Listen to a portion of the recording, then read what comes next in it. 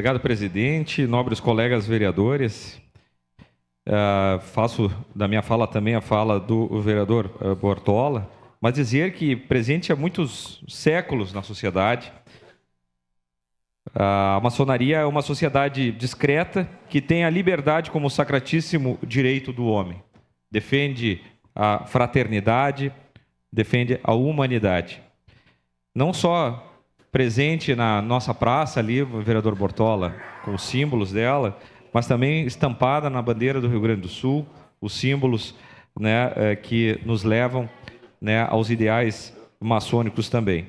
O maçom honra o trabalho honesto, labuta incessantemente para unir a espécie humana, se lapidando, procurando cada vez mais conhecimento, luta contra a tirania, luta contra a ignorância, contra os vícios, né, os maus costumes. Portanto, é uma ordem, né, que às vezes é confundida com religião. Dizer que a maçonaria não tem nada a ver com religião. Ela é mais como uma escola filosófica, onde busca o aperfeiçoamento humano, né? Não distinguindo questões de religiosidade, de espiritualidade, muito menos de política.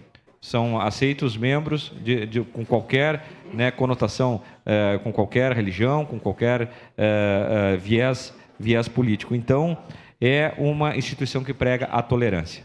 Aqui quero saudar a todas as potências, as grandes lojas, o Grande Oriente do Brasil, o Grande Oriente do Rio Grande do Sul, né, saudar a Amanor, saudar todos os irmãos, os obreiros, né, pedreiros livres que militam pela paz social, pela justiça social, trabalham pela tolerância, trabalhando contra a ignorância e também contra a tirania.